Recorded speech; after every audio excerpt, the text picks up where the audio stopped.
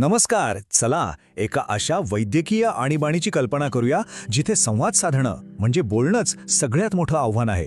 आज आपण अशाच एका जिद्द, बुद्धी आणि माणुसकीच्या अविश्वसनीय कथेबद्दल बोलणार आहोत.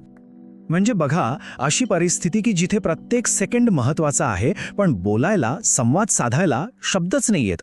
काय करणार? नेमकी हीच कसोटी होती कोल्हापूरच्या काही डॉक्टरांपुढे. तर ही गोष्ट सुरू होते कोल्हापूरच्या एका प्राथमिक आरोग्य केंद्रामध्ये. तिथे एक खूपच नाजूक आणि खरं तर आव्हानात्मक परिस्थिती निर्माण झाली होती. तर तारीख होती 20 डिसेंबर. रात्र झाली होती आणि ठिकाण होतं कागल तालुक्यातलं कसबा सांगवचं प्राथमिक आरोग्य केंद्र.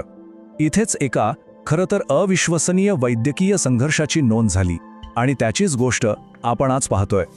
आता बघा, आव्हान नेमकं किती मोठं होतं. एक 25 वर्षांची महिला, प्रसूती काळात सुरू झालेल्या. पण अडचण ही होती की ती बोलू शकत नव्हती आणि ऐकूही शकत नव्हती. तिचा नवरा सोबत होता, पण तो दिव्यांग असल्यामुळे संवादात काहीच मदत करू शकत नव्हता. आणि सगळ्यात महत्त्वाचं, हॉस्पिटलमध्ये सांकेतिक भाषा म्हणजे साइन लँग्वेज समजणारा कोणीही तज्ज्ञ नव्हता.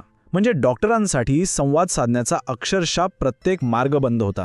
त्या टीमचं नेतृत्व करत होत्या डॉक्टर वसुंधरा देशमुख. त्या स्वतः काय म्हणतात बघा, तिला काय वाटतंय किंवा तिला किती वेदना होत आहेत हेच आम्हाला कळत नव्हतं, कारण ती ते सांगूच शकत नव्हती.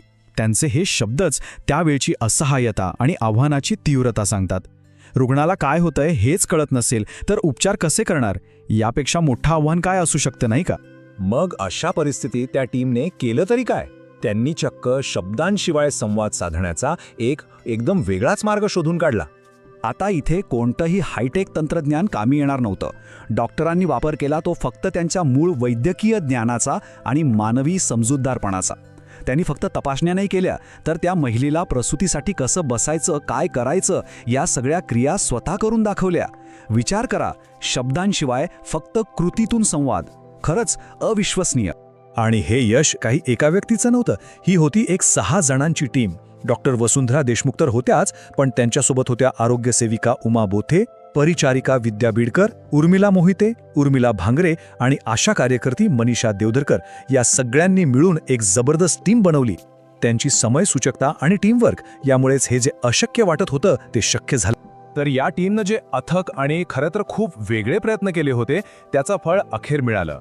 अनेक तासांच्या मेहनतीनंतर तिची निशब्द शांतता होती ना, तिचा भंग झाला एका लहानग्याच्या पहिल्या रडण्याने. शनिवारी रात्री 10 वाजता एका सुदृढ बाळाचा जन्म झाला. विचार करा, त्या क्षणी त्या डॉक्टरांच्या आणि त्या आईच्या चेहऱ्यावरचा आनंद कसा असेल. तो शब्दात सांगण्यापलीकडचा होता.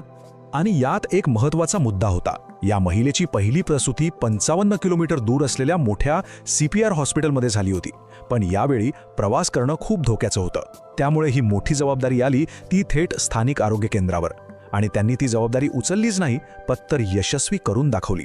म्हणजे बघा, ही गोष्ट फक्त एका यशस्वी प्रसूतीपुरती मर्यादित नाहीये. या घटनेने आपल्या सार्वजनिक आरोग्य व्यवस्थेची क्षमता आणि डॉक्टरांची आपल्या कामाप्रती असलेली बांधिलकी दोन्ही गोष्टी अधोरेखित केल्या आहेत. या घटनेचं वेगळेपण तेव्हा आणखी स्पष्ट होतं जेव्हा आपण जिल्हा प्रजनन आणि बालसंगोपन अधिकारी फारुक देसाई यांचं म्हणणं ऐकतो. ते म्हणतात, प्राथमिक आरोग्य केंद्राच्या स्तरावर मी असं प्रकरण कधीच पाहिलं नाही. त्यांच्या या एका वाक्यावरूनच त्या टीमच्या कामाची भव्यता लक्षात येते.